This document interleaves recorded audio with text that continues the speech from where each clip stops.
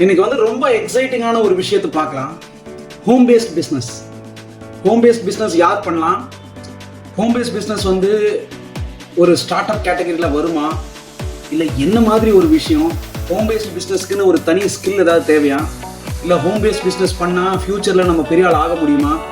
Home based business பண்ணும்போது நம்ம எடுக்க வேண்டிய முக்கியமான அசம்ஷன்ஸ் என்ன? இந்த மாதிரி நிறைய விஷயங்களை பற்றி இன்னைக்கு பார்க்கணும். First and foremost thing, home based business அப்படின்னா நம்ம வந்து ஏதோ ஒரு சின்ன பொட்டி கடை வைக்கிறது அந்த மாதிரி கிடையாதுங்க. மிகப்பெரிய மல்டிநேஷ்னல் கம்பெனிஸ் ஒரு காலத்தில் ஹோம் பேஸ்ட் பிஸ்னஸாக இருக்குது.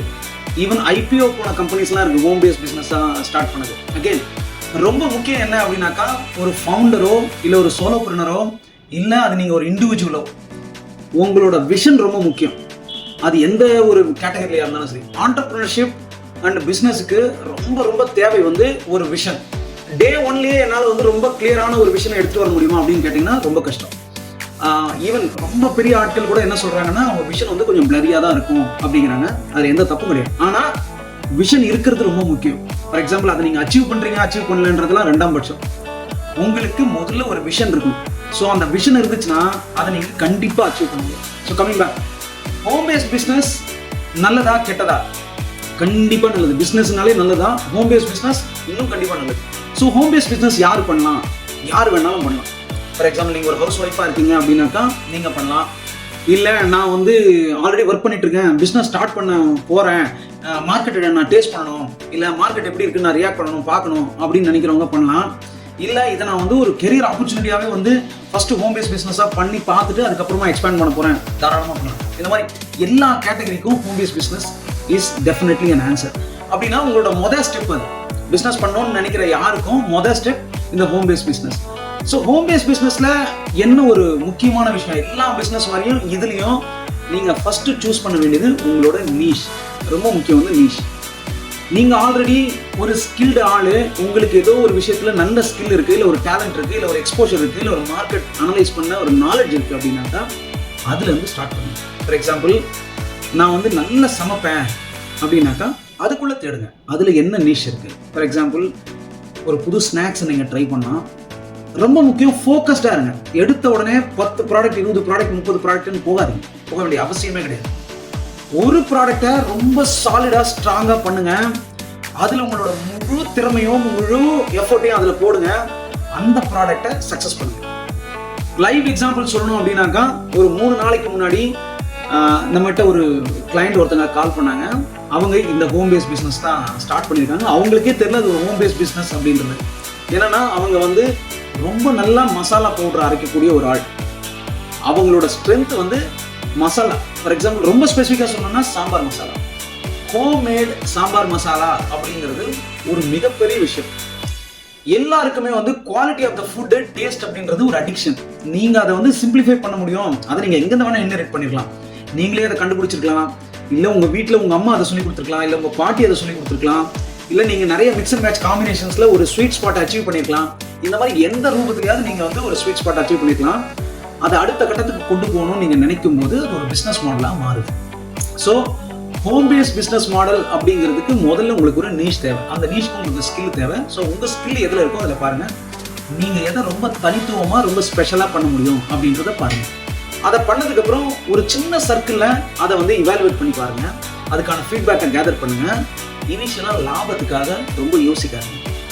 நீங்கள் பண்ணுற ஒவ்வொரு காசும் இல்லை ஒவ்வொரு செலவும் இனிஷியலாக இட் இஸ் அன் இன்வெஸ்ட்மெண்ட். வேறு வழியே கிடையாது. நீங்கள் பண்ணுற மார்க்கெட்டிங் கூட, இல்லை நீங்கள் பண்ணுற சாம்பிளிங், இப்படி எடுத்துக்கோமே, நீங்கள் எல்லாருக்கும் ஃப்ரீ சாம்பிள் கொடுக்குறீங்க ஒரு 100 பேருக்கு. உங்களுக்கு உங்கள் ப்ராடக்ட் மேலே ரொம்ப ஸ்ட்ராங்கான ஒரு கான்ஃபிடென்ஸ் இருக்குது. நீங்கள் டேஸ்ட் பண்ணிக்கோங்க. உங்கள் வீட்டில் இருக்கவங்க எல்லாரும் சொல்கிறாங்க இது ரொம்ப நல்லா இருக்குது அப்படின்னு. அடுத்த கட்டத்துக்கு கொண்டு போகலாம் அப்படின்னாக்கா யாரையும் காசு கொடுத்து வாங்குங்க அப்படின்னு சொல்ல முடியாது. ஸோ சாம்பிள் கொடுக்குறீங்க அப்படின்னாக்கா அது ஒரு இன்வெஸ்ட்மெண்ட். அதை நீங்கள் ரொம்ப மனசில் ரொம்ப ஆழமாக பதிய வச்சுக்கணும். நான் ஏன் இதை செலவு பண்ணணும், இதை விற்றுட்டு அதில் வர காசு எடுத்து நான் திரும்பவும் பண்ணலாம் அப்படின்னு நினைக்கிறத தாண்டி, ஒரு பிஸ்னஸ் ஆரம்பிக்கிறீங்க அப்படின்னா ஒரு கம்ப்யூட்டர் வாங்குற மாதிரி, இல்லை ஒரு கேப்பக்ஸ் எக்யூப்மெண்ட் வாங்குற மாதிரி இது ஒரு செலவாக நினைக்காத, இதை ஒரு இன்வெஸ்ட்மெண்ட்டாக நினைங்க. ஒன்ஸ் நீங்கள் அதை இன்வெஸ்ட்மெண்ட்டாக நினச்சிட்டிங்க அப்படின்னாக்கா உங்களால் அதுலேருந்து ரிட்டர்ன்ஸ் ரொம்ப ஃபாஸ்ட்டாக எடுக்க முடியும். காரணம் என்னன்னா, நீங்கள் அந்த இன்வெஸ்ட்மெண்ட்டை பண்ணுறதே ஒரு ரிசல்ட்டுக்காக. ஃபார் எக்ஸாம்பிள், சாம்பிள்ஸ் கொடுக்குறீங்க, ஆக்டிவாக போய் ஃபீட்பேக்கை கலெக்ட் பண்ணுங்கள், அவங்களோட என்கேஜ் ஆகுங்க. இதுல இருக்கிற நல்லது கெட்டது என்ன, இன்னும் நல்லா பண்ணணுமா அப்படின்றத கேளுங்க. இல்ல அவங்க கொடுக்குற ஃபீட்பேக்கை இன்கார்பரேட் பண்ணி திரும்ப ஒரு சாம்பிள் கொடுங்க, தப்பே கிடையாது.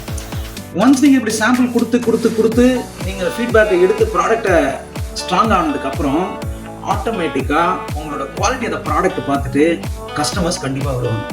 ஸோ கஸ்டமர்ஸ் இனிஷியலா வரும்போது ஹோம் பேஸ்ட் பிசினஸ்ல ப்ராஃபிட்டை தாண்டி எப்பயுமே நம்ம சொல்ற மாதிரி கஸ்டமர் அக்விசிஷனுக்கு என்ன வழி அப்படின்னு பாருங்க. நீங்க வந்து ஒரு சேலா பண்ணணும் அவசியம் இல்லை, உங்க ப்ராடக்டோட பெனிஃபிட்ஸை சொல்லுங்க. நான் சொன்ன மாதிரி அந்த மசாலா பவுடர் விற்கிறவங்களோட மிகப்பெரிய யூஎஸ்பி அப்படின்னு கேட்டீங்கன்னாக்கா எல்லாமே ஹோம்மேட். அவங்க வாங்குற பருப்புலேருந்து மிளகாலேருந்து எல்லாமே அவங்க தேடி வாங்குறாங்க. ஆனால் இனிஷியலாக அவங்க பண்ணுறது ஒரு 1 கிலோவோ இல்லை 2 கிலோவோ பண்ணுறாங்க. அவங்க டைரெக்டாக போய் ஆச்சி மசாலா கூடவோ இல்லை எக்ஸிஸ்டிங் பிராண்ட்ஸோடவோ கம்பீட் பண்ணணுன்ற அவசியம் அவங்களுக்கு கிடையவே கிடையாது. இன்ஃபேக்ட் அவங்க ப்ராடக்ட் ப்ரீமியமாக இருக்கலாம், எந்த தப்பும் கிடையாது. ஹோம்மேட் ப்ராடக்ட் நீங்கள் பண்ணுறீங்க, குவாலிட்டியை டாப் லைனில் கொடுக்குறீங்க, ரொம்ப நல்ல டேஸ்ட் இருக்குது, ரொம்ப நல்ல ப்ராடக்ட் இருக்குது, எந்த அடல்ட்ரேஷனும் இல்லை, ரொம்ப பக்காவாக பண்ணுறீங்க அப்படின்னாக்கா அந்த ப்ராடக்ட்டை நீங்கள் ப்ரீமியமுக்கு விற்கலாம்.